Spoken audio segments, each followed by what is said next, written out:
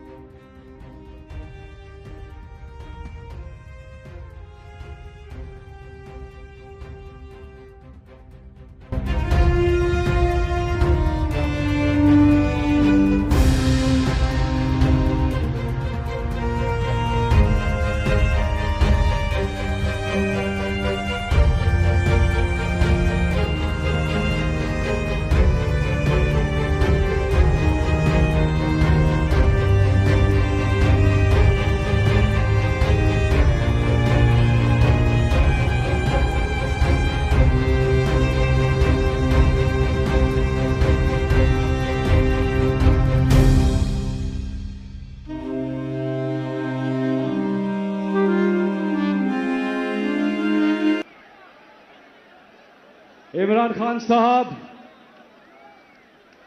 इस कौम ने आपको कभी मायूस नहीं किया, और इसलिए कि आपने कभी इस कौम को मायूस नहीं किया।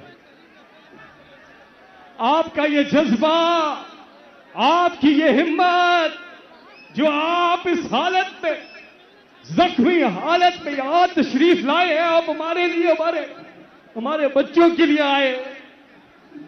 हम आपको खराज तहसीन पेश करते पूरी कौम की तरफ से के सिवा किसी के सामने झुकेंगे, और ना ही अपनी कौम को अल्लाह के सिवा किसी के सामने झुकने देंगे। हाथ उठाकर बताएं कि क्या इमरान खान ने यह वादा पूरा किया? ला इलाहा इल्लल्लाह मोहम्मद रसूलुल्लाह पे मानने वाला इमरान खान, जिनका जीना मरना इस कौम के लिए है, जिनका जीना मरना पाकिस्तान में है, जख्मी हालत में भी आपको सबने मना किया कि आपकी जिंदगी को खतरा है। आपने कहा अल्लाह ने मौत का एक वक्त मुतय्यन किया हुआ है, ना एक घड़ी आगे ना पीछे। मैं डरूंगा नहीं, मैं अपनी कौम के लिए निकल रहा हूं और मेरी कौम मेरे लिए निकल रही है। खान साहब, आपने अपना वादा पूरा किया और इस कौम ने अपना वादा पूरा किया, तो हद निगाह लोग ही लोग हैं। आप अपने मोबाइल फोन निकालिए, लाइट्स ऑन करें, ताकि आपके लीडर देख सके कहां तक लोगों की तादाद है। ना सिर्फ यहां सामने, बल्कि स्टेज के पीछे फैजाबाद तक लोग ही लोग हैं, लोग ही लोग हैं। या प्लाजो में, या सड़क के नीचे, तो ब्रिज के नीचे लोग ही लोग हैं। तो ये कौम भी आपके लिए निकली, और इंशाल्लाह ये जो मिलाप है इमरान खान का और इस कौम का, ये अपनी मंजिल पर, हकीकी आजादी की मंजिल पर पहुंचेगा इंशाअल्लाह। अल्लाह से दुआ करते हैं कि अल्लाह ताला पाकिस्तान को कामयाब और कामरान करे। मेरे महबूब वतन तुझ पे अगर चाहो बिस्मिल्लाहिर्रहमानिर्रहीम। इय्याका नअबुदु व इय्याका नस्तईन।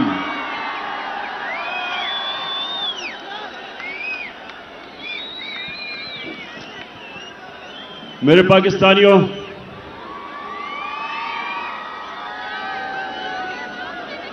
पहले तो मैं आप सबसे माजरत चाहता हूं कि आपको इतनी देर इंतजार करवानी पड़ी।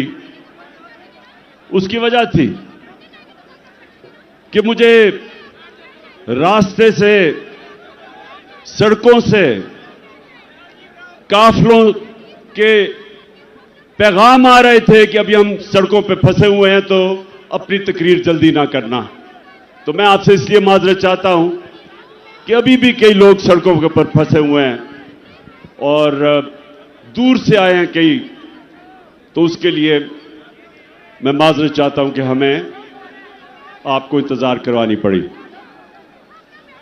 अच्छा, अब मेरे पाकिस्तानियों, मैं जब लाहौर से निकल रहा था तो मुझे दो चीजें सबने कही कि जी आपकी इस वक्त टांग की वो हालत नहीं है कि आप ट्रैवल कर सकें और मुश्किल है, गाड़ी में घुसना चढ़ना मुश्किल है इस वक्त, और इंशाअल्लाह 3 महीने और लगेंगे जब तक ये ठीक नहीं होती। लेकिन दूसरी चीज भी कहते हैं, और उससे भी ज्यादा लोग, कि आपकी जान को खतरा है। और वो लोग, वो 3 लोग, वो 3 मुजरिम जिन्होंने मुझे ये पूरी साजिश करके कत्ल करने की कोशिश की, वो अभी भी बड़े बड़े ओहदों पे बैठे हुए हैं। तो मुझे कहा गया कि वो फिर से वारदात करेंगे, तो आपको घर से नहीं निकलना चाहिए। पहली चीज कि इसमें कोई शक नहीं कि इस टांग के साथ सफर करना बड़ा मुश्किल था, लेकिन मैं इस दूसरी चीज पे खास तौर पे आज अपने नौजवानों को यह बताना चाहता हूं। देखें, मैंने मौत अब बड़े करीब से देखी। जब मेरी टांग पे गोलियां लगी और मैं गिर रहा था, तो जैसे ही गिर रहा था मेरे इधर से गोलियां निकली ऊपर, सर के ऊपर से। अगर गिरता ना तो वो लग जाती। लेकिन मैं जो अपनी कौम को, अपने नौजवानों को आज पैगाम देना चाहता हूं, देखें, अपने ईमान को मजबूत करें। ला इलाहा इल्लल्लाह का मतलब समझें। कोई नहीं है खुदा अल्लाह के सिवा। और जब आप दावा करते हैं कि मैं अल्लाह तेरे अलावा किसी के सामने नहीं झुकूंगा, तो आप जो अल्लाह ने आपको मेरे नबी सल्लल्लाहु अलैहि वसल्लम के जरिए अपना पैगाम भेजा कुरान में, तो उसमें वाज़े उसने लिखा हुआ है कि जब तक अल्लाह की मर्जी नहीं होगी तुम इस जमीन से नहीं जाओगे, और जब उसका फैसला हो गया तो जितना मर्जी एहतियात करो, डरो, छुपो, भागो, मौत से नहीं बच सकता इंसान। तो जब मैं गिरा तो उसी वक्त मुझे पता था कि अल्लाह ने मुझे बचाया। उस वक्त मुझे पता था कि अल्लाह का यह फैसला था कि मैंने नहीं अभी जाना। उसी वक्त अल्लाह का शुक्र किया मैंने। और यह अल्लाह का शान देखें कि 12 लोगों को गोलियां लगी कंटेनर के ऊपर 12 लोगों को गोलियां लगी। ये फैसल को भी मैं बल्कि इसको देख रहा था, इसके मुंह से खून गिर रहा था, गाल से। अहमद चट्टा जो मेरे साथ था, वो मेरे साथ गिरा हुआ था। ऊपर और लोगों को गोलियां लगी, लेकिन अल्लाह की शान देखो कि 12 में से एक भी अल्लाह को प्यारा नहीं हुआ, सब बच गए। एक गार्ड को 6 गोलियां लगी, सब गोलियां ऐसी थी कि वो बच गया। मेरा जो गार्ड जाहिद था, हमारा इमरान इस्माइल जो सिंध के गवर्नर थे, 4 गोलियां उसके कपड़ों में से निकली, बच गया। तो मैं आज सारी कौम को, मैं सिर्फ आपको एक बताना चाहता हूं कि अगर आपने जिंदगी सही माने में जिंदगी गुजारनी है, तो ये जो मौत का खौफ है, इससे अपने आप को आजाद करें। ये जो खौफ जो इंसान के ऊपर तारी होता है, बड़े इंसान को एक छोटा सा इंसान बना देता है। खौफ एक कौम को गुलाम बना देती है। ये जो मरने का डर है, मुसलमानों की तारीख में जो सबसे बड़ा सानिया हुआ, हजरत इमाम हुसैन का करबला में, तो कूफा के लोगों को पता था कि हजरत इमाम हुसैन राय हक पे खड़े हैं, लेकिन यजीद का खौफ था, उसके जुल्म का खौफ था, नहीं मदद करने के लिए आए। और मुसलमानों की तारीख का सबसे बड़ा ट्रेजेडी सानिया हुआ। और ये जो खौफ है, ये इंसानों को गुलाम बनाता है। जिल्लत का खौफ कि जी मुझे जलील कर देंगे। मुझे पिछले 7 महीने में, बल्कि मेरे 26 साल की सियासत में, कितनी इन्होंने कोशिश की मुझे जलील करने की, हर किस्म की किरदार कुशी की, कोई मौका नहीं छोड़ा कि किसी तरह इमरान खान को हम जलील करें, क्योंकि यह हमें चोर कहता है। और आज आप सब सामने, मेरे सामने इस तादाद में पब्लिक, कितने वजीर आजम आए और गए, किसके लिए कौम निकली ऐसे जो आज आप मेरे लिए निकले हैं? इससे क्या साबित होता है कि इज्जत अल्लाह के हाथ में है, कोई आपको जलील नहीं कर सकता। और खास तौर पे तीसरी चीज, जो रिस्क, कितने ताकत में बैठे हुए लोग अपने नीचे जो तनख्वाहदार होते हैं उनसे गलत काम करवाते हैं, और वो गलत काम करते हैं अपनी नौकरियां बचाने के लिए, क्योंकि उनका ईमान नहीं कि अल्लाह के हाथ में रिस्क है। अल्लाह ने ये 3 चीजें इसलिए अपने पास रखी हैं कि वो आपको आजाद करना चाहता था। जो ला इलाहा इल्लल्लाह है, जब तक आपके दिल में इसका मतलब नहीं आएगा, ये आपको आजाद नहीं करेगा। और सिर्फ आजाद इंसान बड़े काम करते हैं, आजाद मुल्क ऊपर परवाज करते हैं। गुलाम सिर्फ अच्छी गुलामी करते हैं, गुलाम की परवाज नहीं होती, सिर्फ आजाद इंसानों की परवाज होती है। मैं इसलिए आया, मुझे मौत की तो फिक्र नहीं थी, फिक्र ये थी जो मेरी टांग का मसला है, इसने मुझे मुश्किलें डाली चढ़ने में उतरने में। लेकिन मैं आया इसलिए कि मेरे पाकिस्तानियों, आप आज, हमने 65 जलसे किए,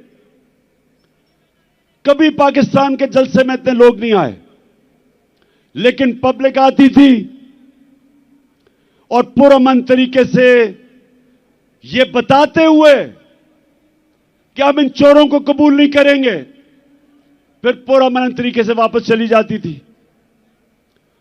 मेरी पूरी कोशिश रही कि मैं किसी किस्म का इंतशार अपने मुल्क में ना पैदा करूं, क्योंकि वैसे ही माशी हालात बुरे हैं। अगर यहां तोड़ फोड़ शुरू हो गई, सबके हाथ से गेम निकल जाएगी। 25 मई को जब इन्होंने हमारे ऊपर तशद्दुद किया और जब 26 की सुबह मैं इस्लामाबाद पहुंचा, तो मुझे पता था कि अगले दिन इंतशार होगा। मैंने सिर्फ इसलिए अपनी मार्च कैंसिल की कि मुझे पता था कि अगर हम इस्लामाबाद धरने देने का फैसला कर लें तो अगले दिन तबाही होनी थी, खून होना था। इसलिए मैंने वो मार्च कैंसिल की। आज मैं इसलिए फैसला कर रहा हूं कि वहां नहीं जाना, क्योंकि मुझे पता है तबाही मचेगी, नुकसान मेरे मुल्क को होगा। लेकिन जो मैंने फैसला किया अब ये कि हमने अब इस निजाम का हिस्सा नहीं रहना। मैं अपनी सारी चीफ मिनिस्टर्स, अपनी पार्लियामेंट्री पार्टी से अब मिलूंगा और हमने फैसला किया है कि हम सारी असेंबलियों से निकलने लगे हैं।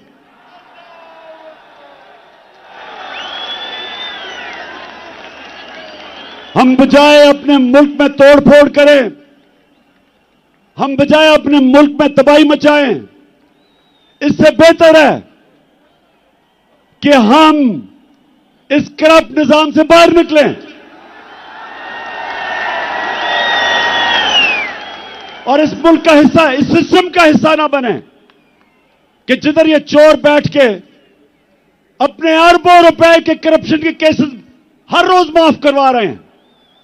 गरीब लोग जेलों में हैं, छोटी छोटी चोरी पे बेचारे लोग जेलों में गल सड़ रहे हैं और ये बड़े डाकू अरबों रुपए की चोरी अपनी माफ करवाने के लिए पहुंच जाते हैं। और मुझे अफसोस वो है जो लोग इनको एनआरओ देते हैं। मैं उन लोगों से भी पूछता हूं कि क्या आपको खौफ खुदा नहीं है कि एक मुल्क पे इतना बड़ा जुल्म कर रहे हैं? क्या आपको खौफ नहीं है कि आपने एक दिन अपने मालिक को जवाब देना है? आप कैसे रातों को सोते हैं कि एक एक बड़ा डाकू, उसके केस माफ हो रहे हैं अरबों रुपए के?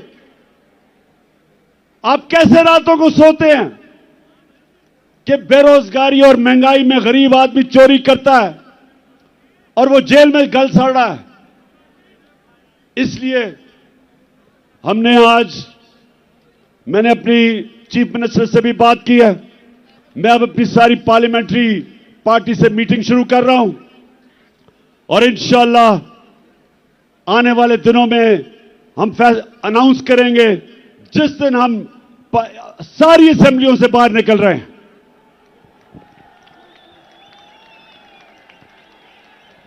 आखिर में मैं आप सबका शुक्रिया अदा करता हूं, जिस तादाद में आप यहां आए, जितनी मुश्किलों से आप आए, मैं आपका शुक्रिया अदा करता हूं। आपने मेरी हौसला अफजाई की, आपका शुक्रिया अदा करता हूं। और मैं आखिर में कभी ना भूलना, एक आपने आखिर में एक ओथ लेनी है, हल्फ लेना है, लेकिन यह भूलना ना कि आप एक अजीम कौम है, आपका एक अजीम मुकद्दर है। और इंशाअल्लाह ये मैं जदोजहद इसलिए कर रहा हूं कि मेरा ईमान है कि अल्लाह एक दिन हमारे मुल्क पे करम करेगा, और वो तब करेगा जब ये कौम फैसला करेगी। जो कुरान में लिखा हुआ है कि मैं कभी किसी कौम की हालत नहीं बदलता जब तक वो कौम खुद अपनी हालत बदलने की कोशिश ना करे। और इंशाअल्लाह वो मेरी कौम तैयार है अपनी हालत बदलने के लिए। अब ये हल्फ ले। बिस्मिल्लाहिर्रहमानिर्रहीम। हाथ उठा ले, हाथ उठा ले, माइक दे दे बॉस को। हाथ उठा के इमरान खान साहब के साथ हम हल्फ उठाएंगे। मैं यहां से पढ़ूंगा, आपने रिपीट करना है। बिस्मिल्लाहिर्रहमानिर्रहीम। बिस्मिल्लाहिर्रहमानिर्रहीम। हम हल्फ उठाते हैं, हम हल्फ उठाते हैं कि हम पाकिस्तान के आइन की हमेशा पासदारी करेंगे, हमेशा पासदारी करेंगे।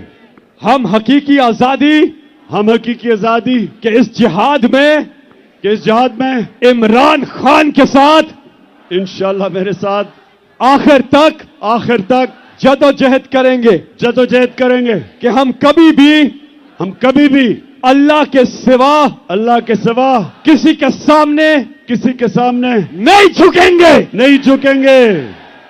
झुकेंगे। और हम हर किस्म की कुर्बानी के लिए तैयार रहेंगे। अल्लाह हम सबका हामी और नासिर हो। आमीन। पाकिस्तान